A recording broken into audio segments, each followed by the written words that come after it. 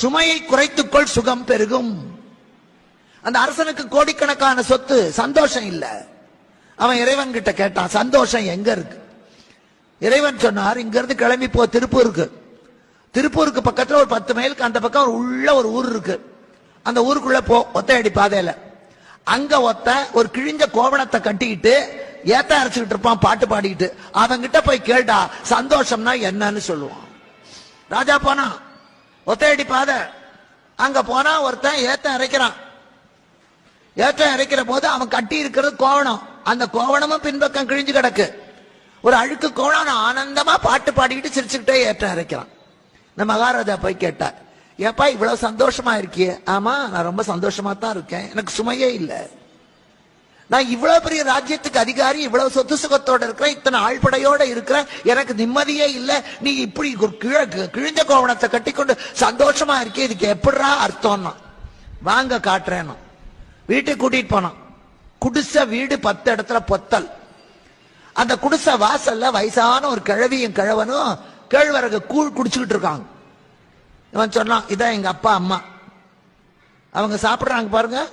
அது நான் வாங்கின கடனுக்கு 1 ரூபாய். எனக்கு 4 ரூபாய் தான் சம்பளம். அந்த 4 ரூபாயில 1 ரூபாய் கடனுக்கு.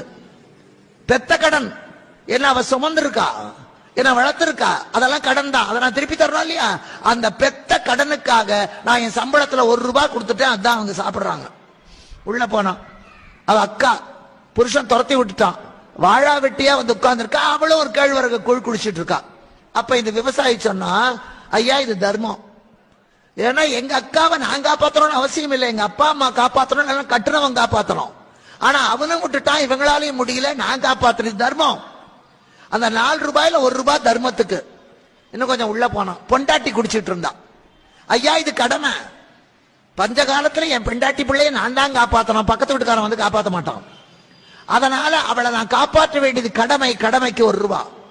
இன்னும் கொஞ்சம் உள்ள போனான். பையன் கூழ் குடிச்சிட்டு இருந்தான். இது என் சேமிப்பு.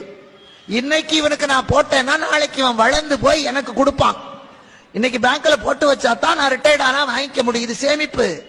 நான் சம்பாதிக்கிற 4 ரூபாயில 1 ரூபாய் கடனுக்கு, 1 ரூபாய் தர்மத்துக்கு, 1 ரூபாய் கடமைக்கு, 1 ரூபாயை சேமிச்சு வைக்கிறேன். எனக்கு என்னையா கவலை? கடனும் தீர்ந்து போகுது, தர்மத்தோட புண்ணியமும் எனக்கு கிடைக்கிறது, சேமிப்பும் பலன் கொடுக்கும். கவலையே இல்லை சார். ஒன்னா தர்மம் காப்பாத்தோம், இல்ல என் கடமை காப்பாத்தோம், இல்ல என் சேமிப்பு காப்பாத்தும் ஐயா, எனக்கு கவலையே இல்லை. அதுதான் வாழ்க்கை. எவ்வளவு சம்பாதிக்கிறோம் என்பது முக்கியம் அல்ல ஐயா, எப்படி வாழுகிறோம் என்பதுதான் முக்கியம்.